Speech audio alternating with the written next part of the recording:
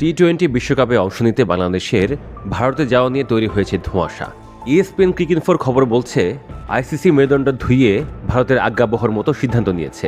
Cricket বিষয়ক ওয়েবসাইটটির দাবি, আন্তর্জাতিক ক্রিকেট কাউন্সিল আইসিসি ও বাংলাদেশ ক্রিকেট বোর্ড বিসিবির মধ্যে গতকাল এক ভার্চুয়াল বৈঠক হয়েছে। তবে সেই বৈঠক থেকে কী সিদ্ধান্ত হয়েছে তা নিয়ে পাওয়া যাচ্ছে পরস্পর বিরোধী খবর।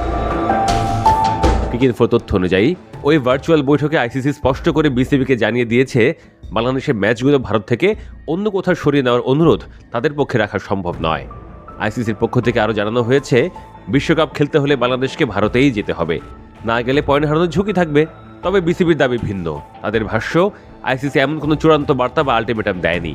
এই বৈঠকের ফলাফল নিয়ে এখন পর্যন্ত আইসিসি বা বিসিবি কোনো পক্ষই আনুষ্ঠানিকভাবে কোনো বিবৃতি দেয়নি। গত রোববার বিসিবি আইসিসিকে চিঠি দিয়ে ভারতের বাইরে বাংলাদেশের ম্যাচ আয়োজনের বিষয়টি বিবেচনা করতে বলার পরেই আইসিসি এই বৈঠকের আয়োজন করেছিল। এই ঘটনায় বিশ্বকাপ শুরুর মাত্র এক মাস আগে তৈরি হয়েছে এক অনিশ্চয়তার আবহ।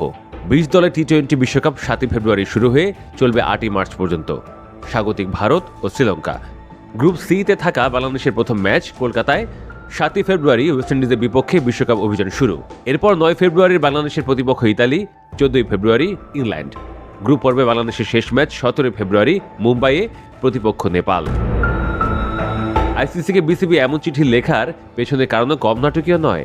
গত ডিসেম্বরে হওয়া আইপিএলের নিলামে 9 কোটি 20 লাখ রুপিতে বাংলাদেশের পেসার মুস্তাফিজুর রহমানকে কিনেছিল কলকাতা নাইট রাইডার্স KKR। তিনিই ছিলেন 2026 সালে নিলামে দল পাওয়া একমাত্র বাংলাদেশি ক্রিকেটার। তবে সম্প্রতি ভারতীয় cricket board BCCI Kolkata knight রাইডার্সকে নির্দেশ দেয় মোস্তাফিজকে দল থেকে বাদ দিতে। BCCIর এই সিদ্ধান্তের কথা গণমাধ্যমকে জানান সংস্থাটির সচিব দেবজিৎ সাইকিয়া। তবে কেন KKRকে মোস্তাফিজকে ছাড়তে বলা হলো সেই ব্যাখ্যা তিনি দেননি। জানা গেছে, পুরো বিষয়টি নিয়ে IPL গভর্নিং কাউন্সিলের কোনো বৈঠকই হয়নি।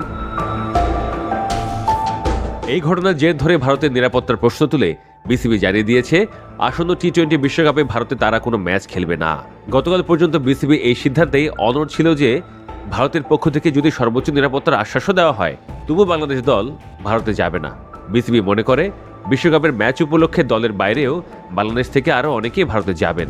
তাঁদের নিরাপত্তা নিয়েও সেখানে শঙ্কা থাকবে। এমন পরিস্থিতিতে ভারতে খেলতে যাওয়া বাঞ্ছনীয় নয়।